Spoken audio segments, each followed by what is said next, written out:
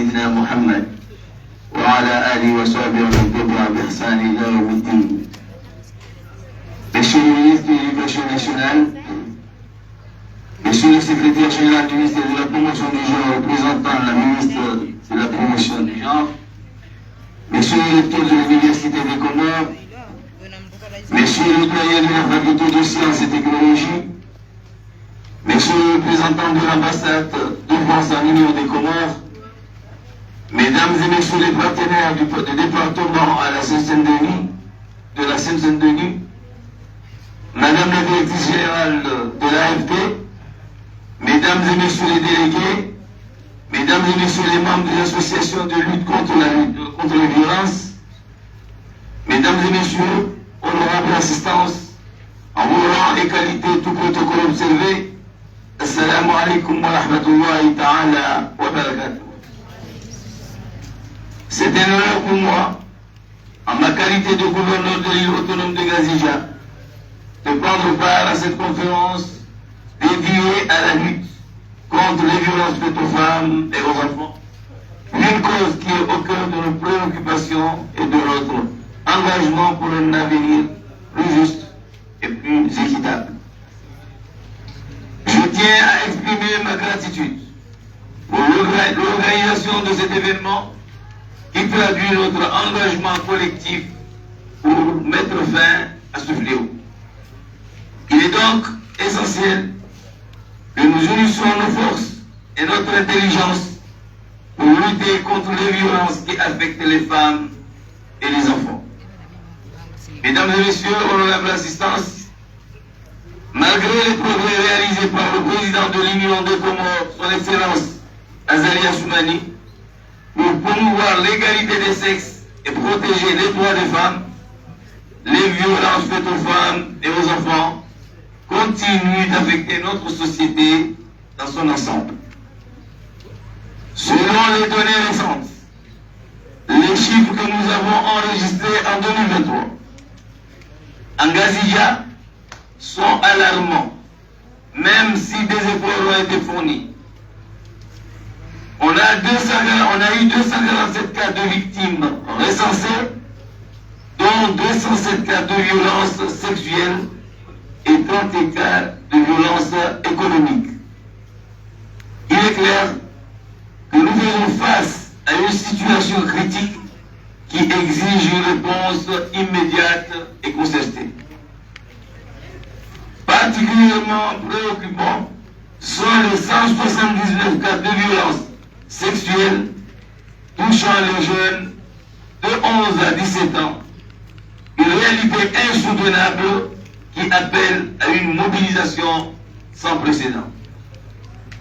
Il est donc impératif que nous agissions avec détermination pour mettre fin à ces violences et protéger les victimes.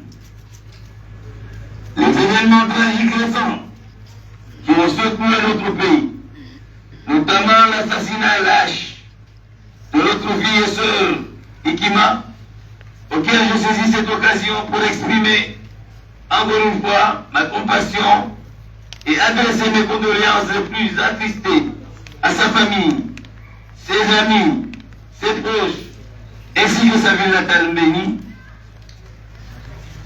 nous rappelle l'urgence d'agir pour lutter contre les violences faites aux femmes. Comme l'a déclaré le chef de l'État, une justice sera rendue et nous devons nous assurer que les auteurs de ces violences soient poursuivis et condamnés.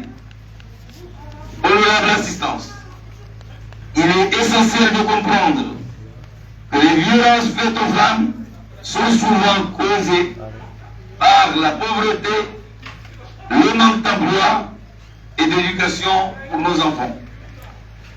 Pour endiguer ces violences, il est nécessaire de travailler sur la question de l'autonomisation de la femme en lui donnant l'opportunité de travailler de façon autonome. Nous avons aujourd'hui la chance d'avoir un chef de l'État, en la personne de son Excellence Al-Imam Azali Assoumani, qui a placé et qui place encore la femme comorienne au devant de la scène politique. Il Je reviens donc à ces femmes, ministres, députés, directrices dans le privé comme dans le public, de faire de la lutte contre les violences faites aux femmes le combat aussi bien politique que social.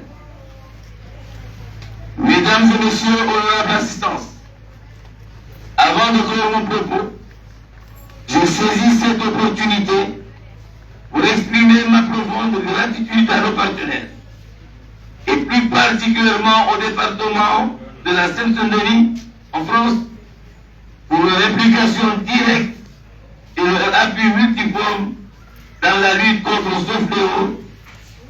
Et cette implication est caractérisée par l'ouverture de l'Observatoire de lutte contre les violences faites aux femmes et aux enfants dans l'île autonome de Gazija. Et nous en sommes reconnaissants. Je lance un appel solennel à toutes les couches sociales pour s'unir afin de mener ce noble combat. Ensemble, nous pouvons faire la différence et créer un avenir plus sûr et plus équitable pour les femmes et nos enfants. Comme l'a déclaré le Haut Conseil à l'égalité entre les femmes et les hommes, la lutte contre les violences faites aux femmes est une priorité absolue pour notre société. Sur ce, honorable assistance, je déclare ouverte la conférence sur la sensibilisation des violences faites aux femmes et aux enfants. Je vous remercie.